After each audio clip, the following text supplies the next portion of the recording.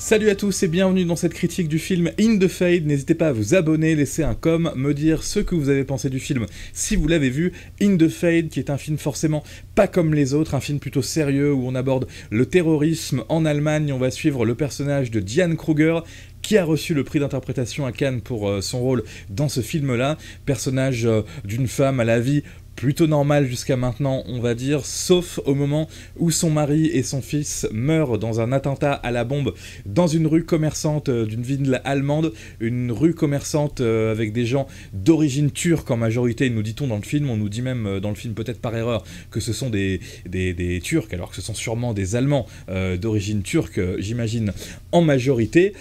Donc on va suivre tout d'abord l'après-attentat, la douleur de cette femme, ses envies de vengeance peut-être. On va suivre aussi le procès et puis la suite. Il y a un truc qui va se passer dans le film qui est assez inattendu, alors je ne l'évoque pas trop, mais c'est vrai que moi en général je vois souvent venir que ce soit les éléments perturbateurs, les péripéties dans ces schémas narratifs toujours un petit peu pareil. Et bien là je me suis laissé surprendre. C'est pour ça aussi que j'ai beaucoup aimé ce film là. Il y a un événement qui va en emmener un autre à un moment qui est plutôt inattendu, mais bon bref, j'en dis pas plus. Donc voilà, je peux pas trop en dire sur ce qui va se passer dans le film, ne serait-ce que, d'ailleurs comme un petit peu sur cette affiche, c'est assez beau tout ça, malgré le sujet en fait très dur du film. Je trouve que techniquement là on a une affiche où on a des couleurs rose, bleu, jaune, non c'est pas à ce point là, l'affiche est un petit peu exagérée, mais techniquement c'est assez bien foutu ce film là, qui avait pas besoin d'être beau techniquement pour que ça marche. C'est bien, j'ai trouvé ça extrêmement bien foutu.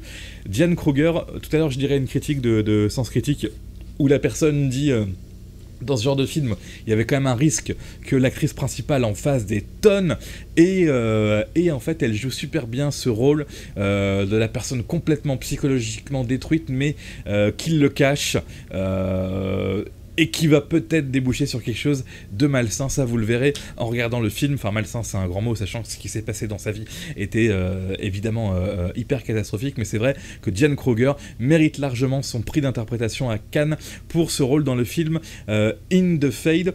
Donc après voilà, c'est un film d'une simplicité scénaristique finalement. Techniquement c'est assez beau, les acteurs sont excellents, mais c'est vrai qu'il se passe pas grand chose non plus. Mais le retournement dont je vous parlais tout à l'heure justifie à lui tout seul le matage, je vais dire, de ce film qui franchement a vraiment de la gueule, est vraiment intéressant et vraiment comment dire, hyper triste malheureusement dans ce qui s'y passe, et puis dans la vision de notre monde actuel avec le terrorisme. Là je précise sans spoiler qu'on a affaire à des terroristes entre guillemets néo-nazis. C'est ce qui est dit dans le film, et c'est tout à fait ça. Donc forcément c'est pas un film où on va exploser de rire, quoique il y a aussi parfois dans le côté on va désamorcer la tristesse de notre personnage principal, son entourage qui va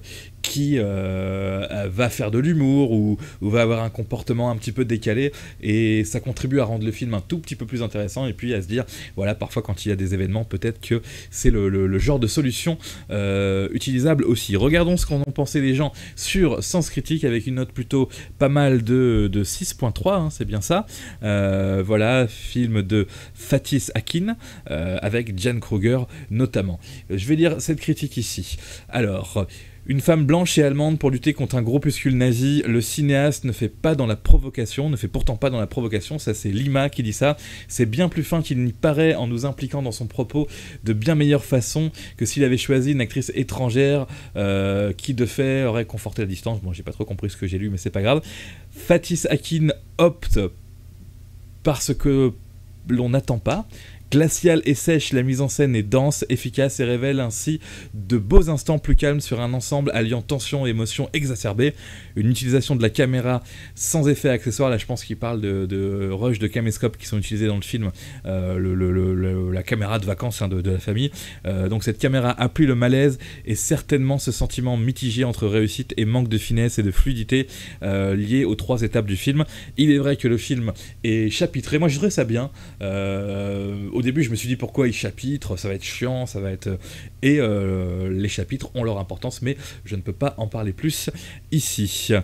Au final, mais son final n'est-il pas la seule réponse dramatique au constat de notre société, sinon tristement banal finalement? Bon, je vais pas en lire plus parce que sinon ça va spoiler. Alors, là, une critique d'une personne qui n'a pas aimé Sergent Pepper. In the Fade est une défaite sur tous les plans. Son récit, son personnage, son message, sa catharsis, l'incendie numérique qui le conclut dans un mouvement de caméra aussi tarabiscoté en vain, résume à lui seul la laideur et la vanité de toute cette entreprise. Bon voilà, une personne qui n'a pas du tout aimé le film, c'est possible. Et une autre personne qui a pas trop aimé le film non plus, mais qui a trouvé Diane Kruger excellente. C'est Tom. En revanche, Diane Kruger est très impressionnante. Je redoutais l'interprétation hystérique du début à la fin, mais elle est bien plus subtile que ça, ce qui est vrai. Et ça apporte un vernis d'humanité à un film qui n'en a pas beaucoup. Peut-être que moi, si j'ai adoré le film, peut-être que j'aime trop Diane Kruger, ce qui est totalement possible aussi, il faut le dire. La dernière petite critique que je vais lire, je crois qu'elle est un peu positive.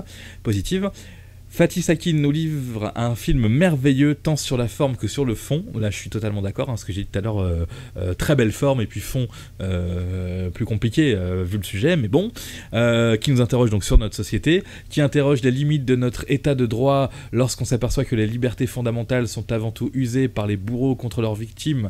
Ok. De la rigueur, un constat clinique, germanique, des émotions nuancées pour aboutir à un final grandiose qui ne laissera personne indifférent.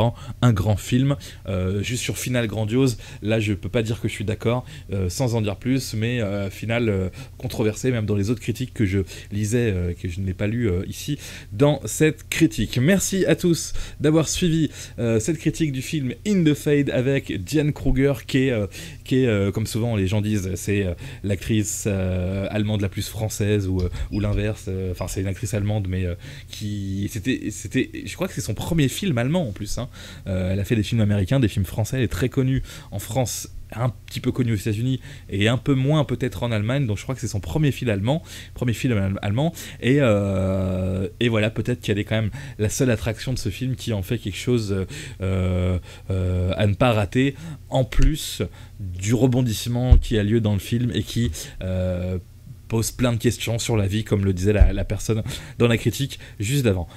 Merci à tous d'avoir suivi cette critique et à une prochaine sur cette chaîne. Au revoir.